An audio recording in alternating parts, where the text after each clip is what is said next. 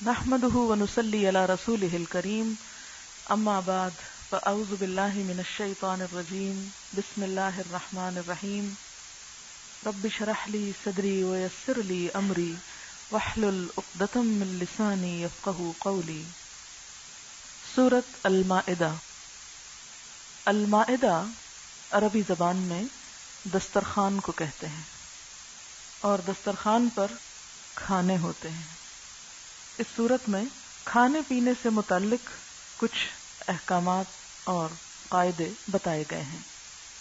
جیسا کہ آپ جانتے ہیں کہ نبی صلی اللہ علیہ وسلم 6 ہجری کے آخر میں عمرہ کرنے کے لیے گئے۔ عمرہ تو نہ ہو سکا لیکن ایک صلح کے ساتھ واپس لوٹے جسے صلح حدیبیہ کہا جاتا ہے۔ نبی صلی اللہ علیہ وسلم جب عمرے کے لیے تشریف لے گئے 1400 صحابہ کے ساتھ، تو کفار مکہ نے انہیں عمرے سے روک دیا اور بہت بحث و مباحثے کے بعد یہ بات مان لی کہ آئندہ سال مسلمان کعبہ کی زیارت کے لیے آ سکتے ہیں۔ تو اس واقعے کے بعد یہ صورت نازل ہوئی تاکہ مسلمانوں کو یہ بتایا جا سکے کہ زیارت کعبہ کے لیے سفر کے آداب کیا ہیں، تاکہ عمرے کا سفر پورے اسلامی طریقے کے ساتھ ہو۔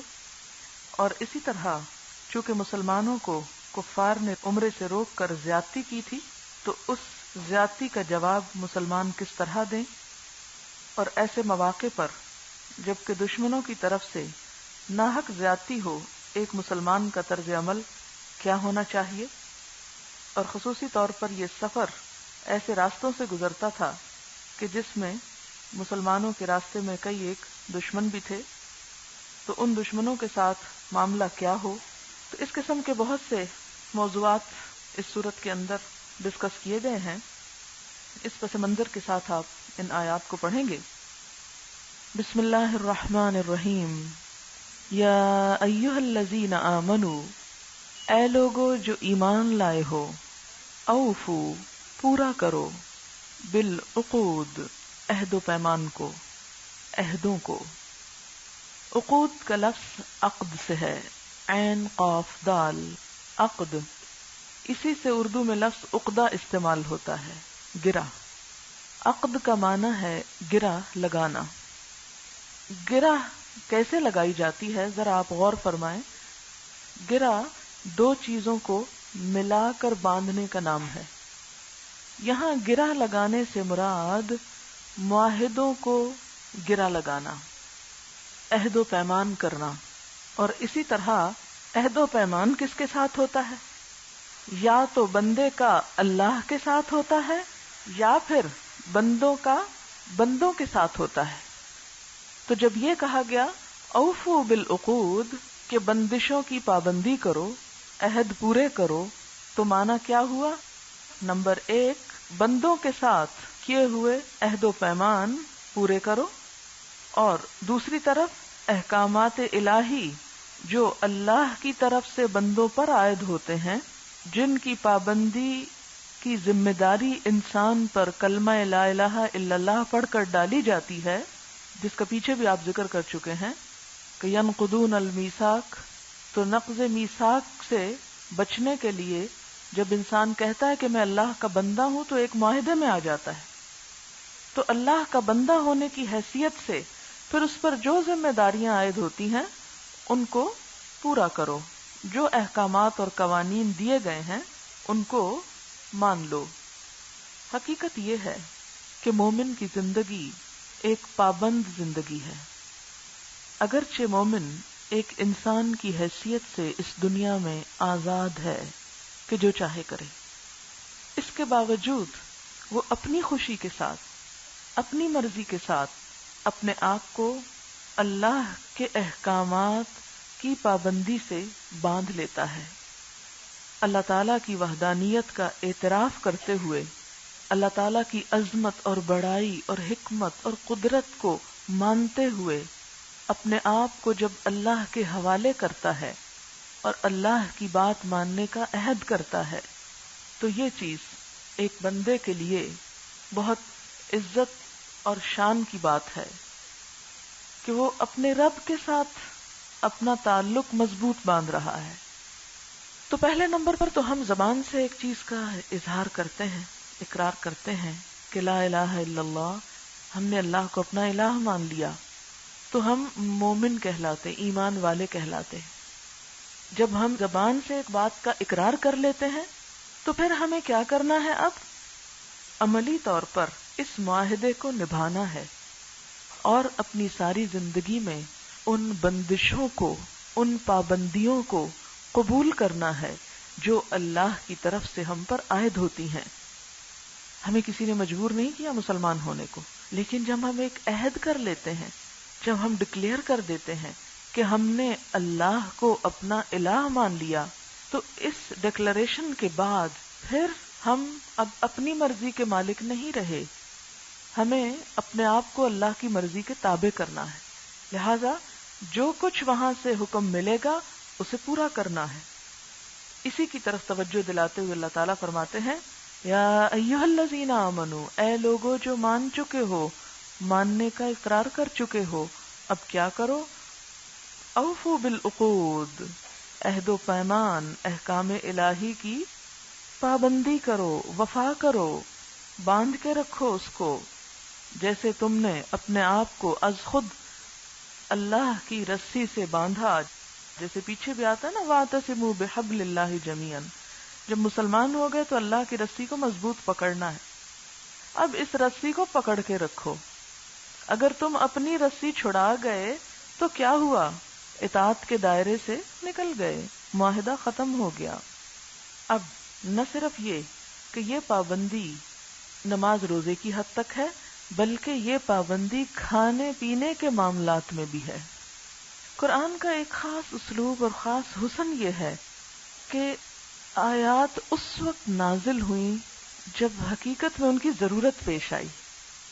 جیسا کہ آپ دیکھتے ہیں کہ صلح حدیبیہ کے بعد یہ صورت نازل ہوئی، اور مسلمان ایک سفر کر چکے تھے مکہ کی طرف کا، اور انہیں ایک سچویشن پیش آئی اور ان کے ذہن میں سوال اٹھے ہوں گے کہ مختلف مواقع پہ ہمیں کیا کرنا ہے، احرام پہن کے ہمیں کس کس چیز کی پابندی کرنی ہے، کیا ہمارے لیے حلال ہے، کیا حرام ہے، کیونکہ سفر سے انسان کے ذہن کو وسعت ملتی، اس کو نئے مسائل پیش آتے ہیں۔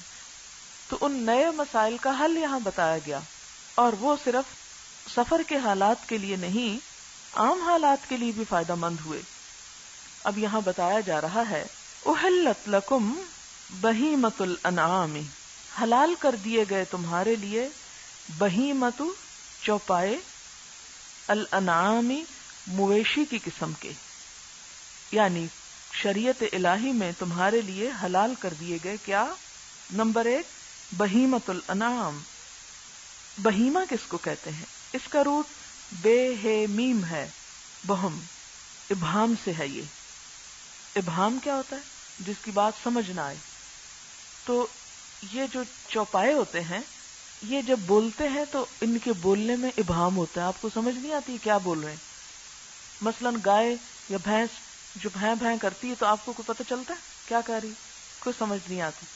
یا ان کی اپنی عقل کوئی کام نہیں کرتی، ان کی عقل میں ابہام ہوتا ہے، ان کی عقل میں ابہام ہوتا ہے، سمجھتے کچھ نہیں، جیسے آپ سمجھتے ہیں ایسے جانور تھوڑی سمجھتے ہیں۔ تو بتا میں یہ رہی ہوں کہ ان کو بہیمہ کیوں کہا جاتا ہے؟ ابہام سے، اور ابہام کا کیا مطلب ہوتا ہے؟ سمجھ میں نہ آنا۔ تو مراد اس سے کیا ہے؟ چوپائے، چرنے والے جانور، وہ جانور جو بول نہ سکتا ہو، یعنی نطق نہ ہو، انسان جیسے بولتا ہے۔ اور الانعام کیا ہے؟ انعام نعم کی جمع ہے، اس کا اصل معنی تو اونٹ ہوتا ہے نعم کا، لیکن پھر بھیڑ، بکری، گائے، بھینس پر بھی اس کا اطلاق ہوتا ہے۔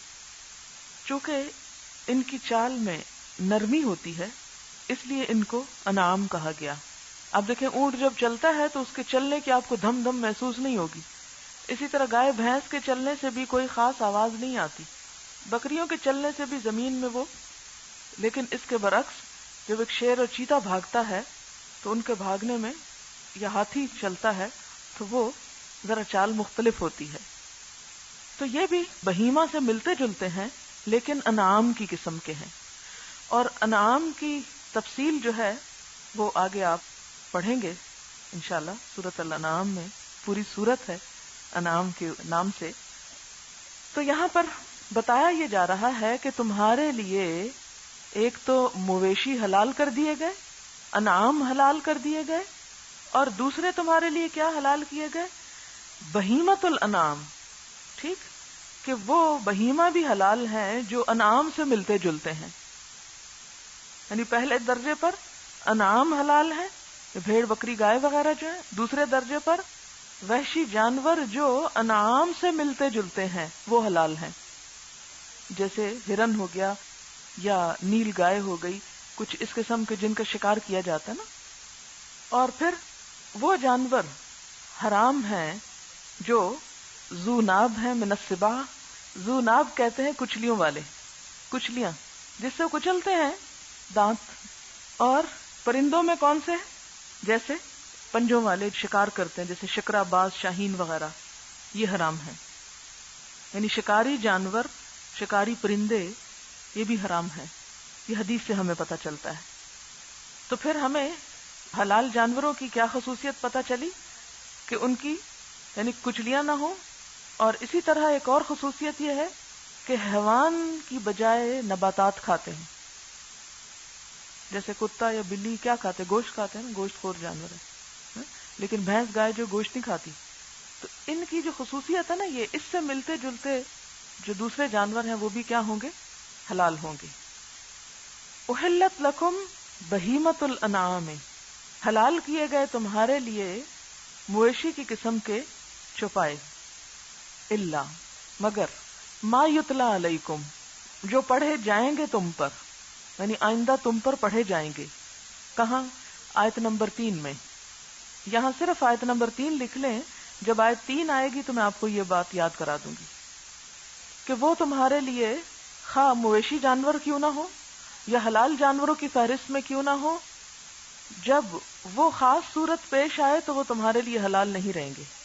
اور وہاں پر وہ بتایا گیا ہے جیسے وہ گلا گھٹ کے مر جائیں، یا خنزیر ہے، یا میتہ ہے، یا اللہ کے نام کے سوا کسی اور کے نام پہ ذبح کیا جائے، یا اور اسی طرح کچھ چوٹ ووٹ کھا کے مر جائے جو جانور، تو وہ حرام ہے.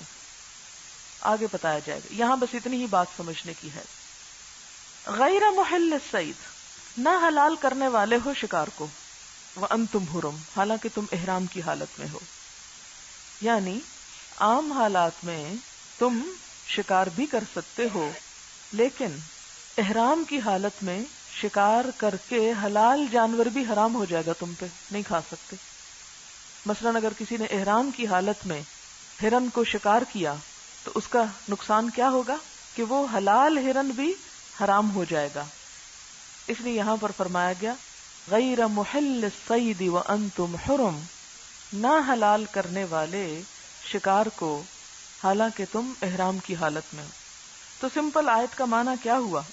احرام کیا ہوتا ہے؟ وہ خاص لباس جو عمرے یا حج کے لیے انسان پہنتا ہے. تو مفہوم آیت کا یہ ہے کہ تمہارے لیے مویشی کی قسم کے سب جانور حلال کیے گئے ہیں، سوائے ان کے جو آگے تمہیں بتا دیے جائیں گے.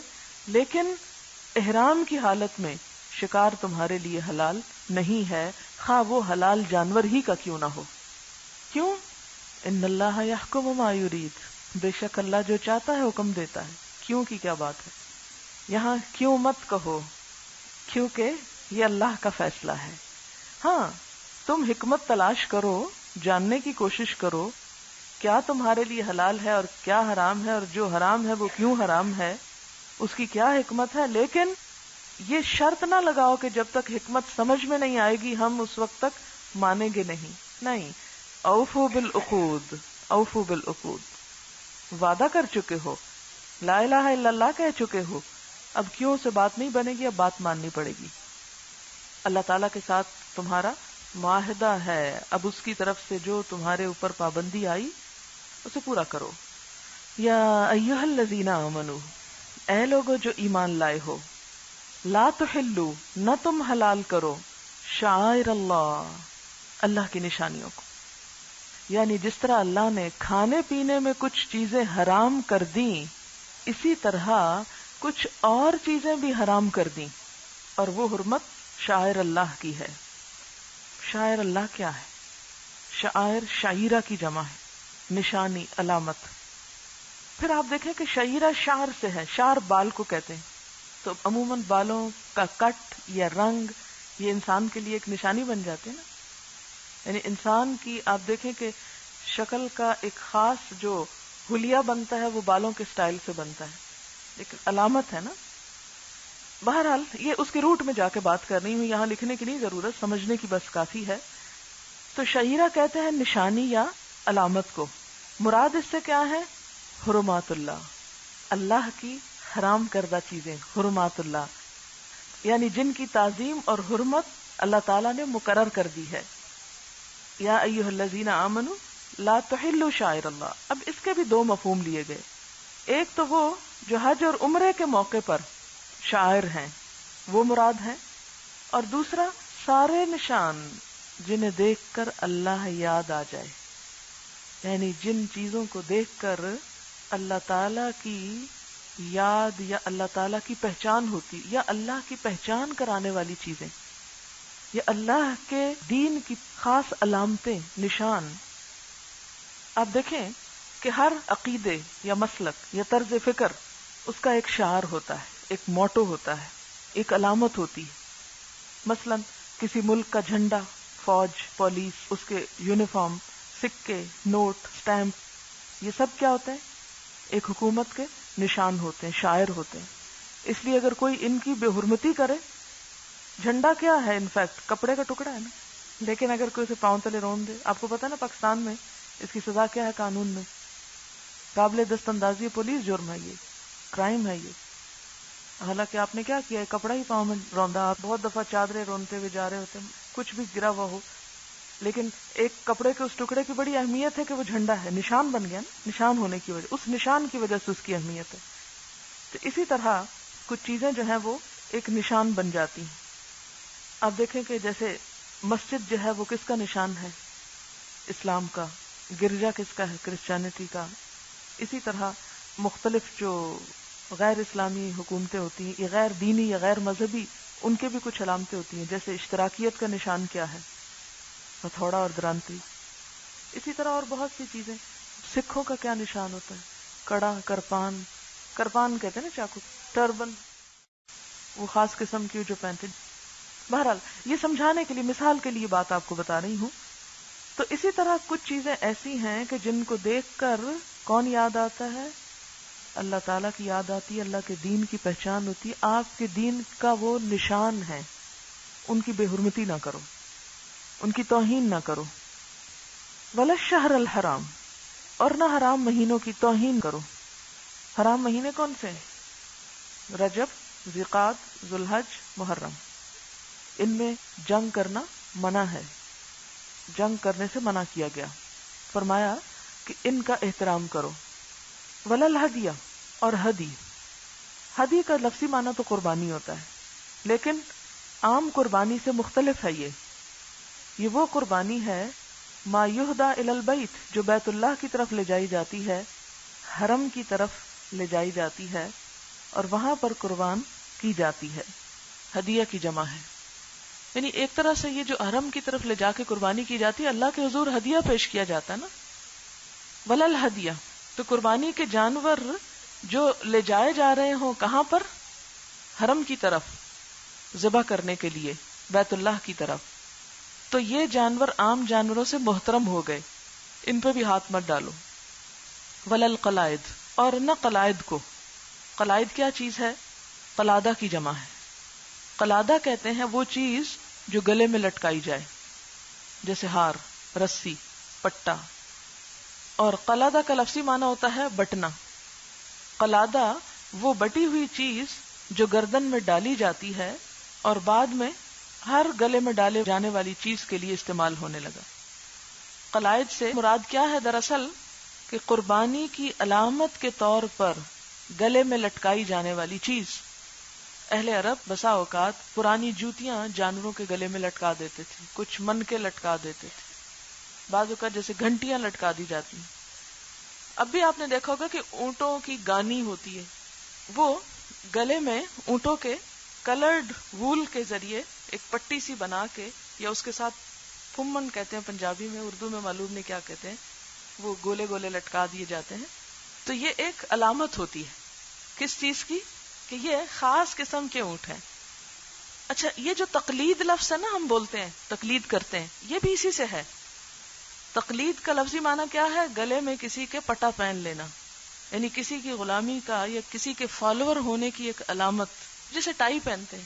اور وہ ایک فرینڈ شپ بینڈ بھی اب ہوتا ہے نا، وہ ہمارے بچے پہنے رکھتے ہیں، اتنے گندے گندے دھاگے کبھی کاٹنے لگو تو رونے کو آتے ہیں. فرینڈ شپ بینڈ ہے وہ، ویسے ہاتھ میں پہنتے، شکر ہے گلے میں نہیں پہنتے. تو ولا القلائد، اور نہ ہی قلائد یعنی جن کے گلے میں وہ پٹے پڑے ہوئے ہوں ان جانوروں کو بھی مت چھیڑو، یہ بھی شاعر اللہ میں سے ہے. تو اس سے کیا پتہ چلتا ہے کہ ان سب کا احترام ضروری ہے. لیکن یہ احترام کس کے لیے؟ صرف اللہ کے خوف سے، اللہ کی خاطر، کسی اور جذبے کے لیے نہیں، کسی اور جذبے کے ساتھ نہیں، کسی اور چیز سے مروب ہو کر نہیں، کسی دکھاوے کے لیے نہیں. ولا آمین البیت الحرام، آمین الف میم میم، اما کا مطلب ہے ارادہ کرنا. یہ جو ہے نا ماں کے لیے استعمال ہوتا ہے، یہ بھی شاید اسی سے ہے کہ بچہ ہر چیز میں کس کی طرف ارادہ کرتا ہے، قصد کرتا ہے؟ ماں کا. کوئی بات ہو ماں، کھانا پینا. ابھی تک آپ نے دیکھا ہوگا کہ جب آپ گھر جاتے ہیں تو سب سے پہلے اماں کو ڈھونڈتے ہیں. معلوم نہیں کیوں، میں نے جاب بھی شروع کر دی، اس کے باوجود جب میں گھر جاتی تھی اور میری بیٹی بھی پیدا ہو چکی تھی، وہ بھی گھر میں ہوتی تھی، لیکن میں اندر داخل ہوتے ہی سب سے پہلے جس کو تلاش کرتی تھی وہ اپنی ماں. اماں کہاں ہے؟ تو یہ شاید انسان کی فطرت میں ہے یہ چیز، ماں کی ایک ضرورت یا ایک محبت یا ایک اٹیچمنٹ. تو اس کا روٹ بھی یہی ہے. تو آمین جو ہے اس کا معنی ہے ارادہ کرنے والے، قصد کرنے والے. کس کا ارادہ کرنے والے؟ البیت الحرام، بیت الحرام کا، بیت اللہ کا. کس لیے جاتے ہیں وہاں؟ یبتغون فضلا من ربہم، اپنے رب کا فضل تلاش کرتے ہیں، ورضوانا، اور اس کی رضا چاہتے ہیں. یعنی تجارت یا عمرے اور حج کے لیے حرم جانے والوں کو تم مت روکو، ان کو مت تنگ کرو، یعنی ان کا راستہ بھی نہ روکو، ان کا مال بھی نہ لوٹو، ان کو کوئی تکلیف نہ پہنچاؤ. وہ اللہ کے مہمان ہیں، وہ اللہ کے راستے میں نکلے ہیں، ان کو بے حرمت مت کرو. اچھا اس میں ویسے تو بظاہر آیت میں کیا چیز نظر آ رہی ہے کہ جو لوگ حج عمرہ کے لیے جائیں ان کا ایک خاص احترام اور ان کا ایک خاص لحاظ اور خیال رکھنا مراد ہے. لیکن اس سے ہم ایک اور چیز قیاس کر سکتے ہیں کہ جو لوگ بھی اللہ کے راستے میں نکلیں، خواہ آپ جیسے طالب علم ہو، تو ان کی عزت بھی لازم ہے، ان کا بھی احترام کرنا چاہیے، ان کی بھی قدر کرنی چاہیے، یعنی یہ بھی محترم ہے. یا جیسے مجاہد فی سبیل اللہ نکلتے ہیں جہاد کے لیے، اللہ کی راہ میں جنگ کے لیے، ان کا بھی سب پر حق ہوتا ہے، ان کا بھی احترام لازم ہے. اور اگر ہم اپنے دین کو دیکھیں تو ہمارا دین حقیقت میں سراسر احترام ہے، احترام کا سبق دیتا ہے. حدیث میں آتا ہے لیس منا، وہ ہم میں سے نہیں، من لم یرحم صغیرنا ومن لم یؤقر کبیرنا، جو ہم میں سے چھوٹے کا خیال نہیں رکھتا، احترام نہیں کرتا اور بڑے کی عزت نہیں کرتا، اس کا ہم سے کوئی تعلق نہیں. یعنی ہمارے دین کے اخلاق سے وہ لا تعلق ہے. یہ شاعر اللہ میں سے ہے. ہر قوم کا ایک اخلاق ہوتا ہے نا، ہر قوم کا ایک نشان ہوتا ہے، ہر قوم کی ایک پہچان ہوتی ہے، ہر تہذیب کی ایک پہچان ہے. اسلامی تہذیب کی پہچان کیا ہے؟ کیا پہچان ہے؟ احترام، ادب، اخلاق، جو تم سے بڑے ہوں. اسی لیے والدین کا احترام، اساتذہ کا احترام، بزرگوں کا احترام، یہ سب بہت لازم ہے. کہتے ہیں نا با ادب با نصیب اور بے ادب بے نصیب، اور یہ ایک بہت بڑی حقیقت ہے. اچھا بعض اوقات کسی کا بڑا ہونا عمر کے اعتبار سے نہیں ہوتا، ہو سکتا عمر میں وہ آپ سے چھوٹا، جیسے آپ کے بہت سے استاد آپ سے عمر میں چھوٹے ہیں، اور آپ میں سے شاید کچھ لوگوں سے میں بھی چھوٹی ہوں، تو عمر کے اعتبار سے تو پھر بات اور ہو جاتی. تو یہاں پر عمر کے اعتبار سے بڑا ہونا تو ویسے ہی ایک ادب کی بات ہے، احترام کی بات ہے، لیکن اگر کوئی علم کے اعتبار سے آپ سے بڑا ہے، آپ سے آگے ہے، تو اس کا احترام بھی آپ پر لازم ہے. یہ دین کے شاعر میں سے، دین کی پہچان میں سے. دین صرف نمازیں پڑھ لینے کا نام نہیں، سر ڈھک لینے کا نام نہیں، بلکہ ایک مسلمان کو اپنے اخلاق، انداز، اطوار، ان سب چیزوں میں مسلمان نظر آنا چاہیے. آپ لوگوں کو شاید تھوڑی مشکل یہاں آ کر پیش آتی ہو، جیسے ہمارے ہاں اسکولوں کالجز میں یا ہمارے نظام تعلیم میں استاد کا جو ایک احترام تھا گزشتہ دور میں ہمارے سلف کے ہاں، وہ اب نظر نہیں آتا. استاد کو ہم ایک امپلائی سمجھتے ہیں کہ وہ ایک امپلائمنٹ پہ ہے، ایک کام کر رہا ہے، تنخواہ لے رہا ہے اور ہمیں پڑھا رہا ہے. وہ پیسے کمانے آیا ہے اور ہم پیسے دے کے پڑھ رہے ہیں، لہذا ہمارا اور اس کا تعلق ایک شاید تجارت کا یا بزنس کا ہے. ہمارے ہاں یہی ہو گیا نا، اور اس میں احترام ختم ہو کے رہ گیا. اور خاص طور پر جب سے ہم مغربی تہذیب سے متاثر ہوئے اور اس کو ہم نے امپورٹ کرنا شروع کیا تو رہی صحیح کسر بھی نکل گئی. ہے کر کے استاد کو بلانا یا نام اس طرح لے کر بلانا، تو یہ احترام کے خلاف ہے اور اسلامی تہذیب کے خلاف ہے. تو یہ سب کچھ یہاں تو ایک خاص کانٹیکسٹ میں بات ہو رہی ہے، لیکن جہاں یہ بات آ رہی ہے کہ یا ایھا الذین آمنوا لا تحلوا شعائر اللہ، تو ان جنرل بات کی گئی. جیسے پہلے بھی میں نے بتایا کہ دو چیزیں مراد ہیں، ایک عام معنی مراد ہے اور ایک شاعر اللہ سے مراد کیا ہے. حج اور عمرے کے جو احکامات ہیں یا وہاں جو ریچولز آپ ادا کرتے ہیں ان کی طرف اشارہ بھی ہے. اور پھر ان سے متعلق جو چیزیں ہیں، شہر الحرام، ہدی، قلائد، آمین البیت الحرام، یہ سارا ایک معزز فعل ہے اور اس سے متعلق جتنی چیزیں ان سب کا احترام لازم ہے. وَإِذَا حَلَلْتُمْ، اور جب تم حلال ہو جاؤ، اردو والا نہیں، یعنی احرام اتار دو، یہ مراد ہے. احرام کی پابندی سے باہر آ جاؤ.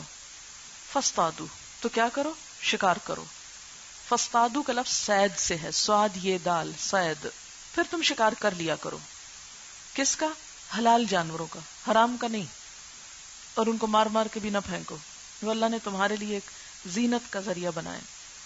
پھر آپ نے یہ بھی دیکھا ہوگا کہ جو جانور کھانے کے ہیں وہ کثرت سے ہوتے ہیں اور جو دیکھنے کے ہیں یا زینت کے لیے ہیں یا اور کسی مقاصد کے لیے وہ نسبتاً کم ہیں.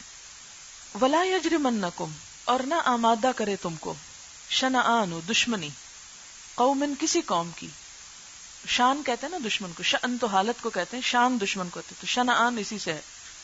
اور کسی قوم کی دشمنی تمہیں آمادہ نہ کرے اس وجہ سے کہ ان صدوکم عن المسجد الحرام، انہوں نے تمہیں مسجد حرام سے روکا. ان تعتدوا، کہ تم بھی زیادتی کرنے لگو. نہیں، ایک مومن کی شان یہ نہیں. اب یہ اشارہ ہے کہ جس طرح مشرکین نے 6 ہجری میں تمہیں مسجد حرام جانے سے روک دیا تھا، تم پہ راستہ بند کر دیا، عمرہ کرنے کی اجازت نہ دی، تو اب اس کے ری ایکشن میں تم یہ نہیں کرو گے کہ تم ان پہ زیادتی کرنے لگو. کیا خوبصورت سبق ہے اسلام کا، کتنی وسعت ہے اسلام میں. عام حالات میں تو انسان شرافت کا مظاہرہ کرتا ہی ہے، لیکن یہاں غیر معمولی حالات میں اخلاق کا مظاہرہ کرنے کا حکم دیا جا رہا ہے کہ جب انسان کے اوپر ظلم ہو، زیادتی ہو، پھر بھی انسان کیا کرے؟ اپنی حد نہ توڑے، اس لیول پہ نہ اتر آئے. پھر آپ میں اور کسی دوسرے میں فرق نہیں. تو پھر میں وہی بات کروں گی کہ ایک مسلمان اپنے اخلاق اور مزاج اور کردار سے پہچانا جاتا ہے، صرف نام لینے سے نہیں کہ میں مسلمان ہوں. وَلَا يَجْرِمَنَّكُمْ شَنَآنُ قَوْمٍ، کسی قوم کی دشمنی تمہیں اس پہ مت اکسائے. اور دشمنی کی وجہ بھی موجود ہے کہ ان صدوکم عن المسجد الحرام، انہوں نے تمہیں اللہ کے گھر سے روک دیا، مسجد حرام سے روک دیا. ان تعتدوا، یعنی حتیٰ کہ اگر تمہیں کوئی حرم جانے سے بھی روک دے تو بھی تم زیادتی نہیں کرو گے، تو بھی اپنے آپ پہ سے باہر نہیں جاؤ گے، اپنے آپ کو روک کر رکھو گے. وَتَعَاوَنُوا عَلَى الْبِرِّ وَالتَّقْوَى، نیکی اور تقوی کے کاموں میں ایک دوسرے سے تعاون کرو. ہاں، نیکی کا کام، کوئی اچھا کام، بھلا کام دشمنی کیوں نہیں کر رہا تو اس کا بھی ہاتھ تھام لو.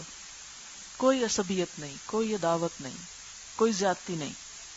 وَلَا تَعَاوَنُوا عَلَى الْإِثْمِ وَالْعُدْوَانِ، لیکن گناہ اور زیادتی کے کاموں پہ تعاون نہیں کرو. ایک معیار دے دیا گیا بحیثیت انسان، تم کسی انسان کے ساتھ، خواہ وہ مسلمان ہو یا کافر، اچھائی کے کام پہ تعاون کر سکتے ہو، ان سے معاہدے کر سکتے ہو. یعنی ایک مسلمان انفرادی طور پر اور ایک مسلمان حکومت اجتماعی طور پر کسی دوسری حکومت سے جو غیر مسلم ہے، بھلائی کے کاموں میں، خیر کے کاموں میں آپس میں معاہدے کر سکتی ہے، تعاون کر سکتی ہے. ان کے اشتراک کے ساتھ آپ آگے کام بڑھا سکتے ہیں. لیکن جہاں کہیں گناہ یا ظلم اور زیادتی پر تمہیں وہ اپنے ساتھ ملانے کی کوشش کریں تو پھر نہیں. اور یہ دنیا کا سب سے مشکل کام ہے کہ کسی کو انکار کرنا اپنا تعاون دینے سے کہ تم غلط کام کر رہے ہو، میں تمہارا ساتھ نہیں دیتا. ورنہ انسان بہت موقع پہ پھسل جاتا ہے. ٹھیک ہے، اگر ہمیں یہ فائدہ حاصل ہوتا ہے تو ہمیں اس سے کیا، وہ جو کچھ بھی کرے ہم اس کے ساتھ ہیں.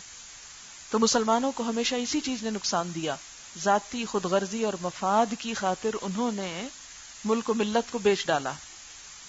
اور عام روزمرہ زندگی میں بھی اصول ہے، کوئی بھی شخص ہو، خواہ آپ کا رشتہ دار ہو یا نہ ہو، آپ کی ذات برادری کا ہو یا نہ ہو، کوئی بھی ہو، جو شخص بھی کوئی اچھا کام کر رہا ہے اس کے ساتھ تعاون سے ایک وسعت آتی ہے، انسان کے اندر ایک محبت آتی ہے، مسلمان برادری کا دائرہ بڑھتا ہے، زیادہ لوگوں کا تعاون آپ کے ساتھ شامل ہوتا ہے جب آپ کسی کی خیر اور بھلائی میں اس کی مدد کرتے ہیں.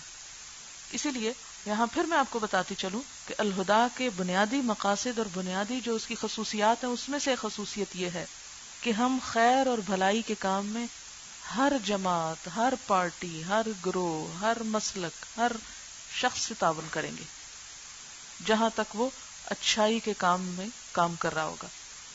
ہاں، جہاں وہ غلط راستے پہ چل پڑے گا، خواہ ہمارے اپنے ہی لوگ کیوں نہ، ان سے بھی تعاون نہیں کریں گے.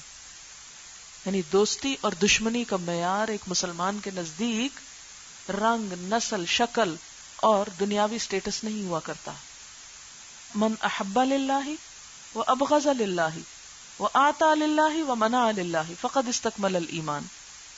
جس نے اللہ کے لیے محبت کی، اللہ کے لیے بغض رکھا، اللہ کے لیے کسی کو دیا اور اللہ کے لیے روک دیا، اس نے اپنا ایمان مکمل کیا. پیچھے کیا آیا؟ جب عدل یا انصاف کی بات ہو تو کیا کرو؟ انصاف کرو، خواہ اس کی ذات تمہاری اپنی ذات پر، والدین یا رشتہ داروں پہ ہی کیوں نہ پڑتی ہو، پھر ان کا بھی ساتھ نہیں دو گے. لیکن نیکی کے کام میں اگر تمہارے کسی دشمن کو بھی ضرورت پیش آ جائے، لیکن اس میں یعنی دشمن سے مراد تمہاری کوئی ذاتی عداوت ہے، لیکن دین کے کام میں وہ مدد کا محتاج ہے، تو وہاں بھی ہاتھ بڑھاؤ گے آگے، کیونکہ تمہیں انٹرسٹ کس سے ہے؟ دین سے ہے نا. اور دین کا انٹرسٹ تمہارے اپنے انٹرسٹ میں ہے. جب تم دین کو فائدہ پہنچاؤ گے تو خود اپنی ذات کو پہنچاؤ گے، کسی پہ احسان نہیں. وَتَعَاوَنُوا عَلَى الْبِرِّ وَالتَّقْوَى وَلَا تَعَاوَنُوا عَلَى الْإِثْمِ وَالْعُدْوَانِ. وَاتَّقُوا اللَّهَ، اللہ سے ڈرو. پھر بات اللہ پہ آ گئی، اللہ کا تقوی کرو. ان اللہ شدید العقاب، بے شک اللہ سخت سزا دینے والا ہے. اللہ سے نہیں ڈرو گے تو اس کی سزا سے بچ نہیں سکو گے. ان اللہ شدید العقاب، عقاب عقوبت سے ہے. عقوبت سزا کو کہتے ہیں.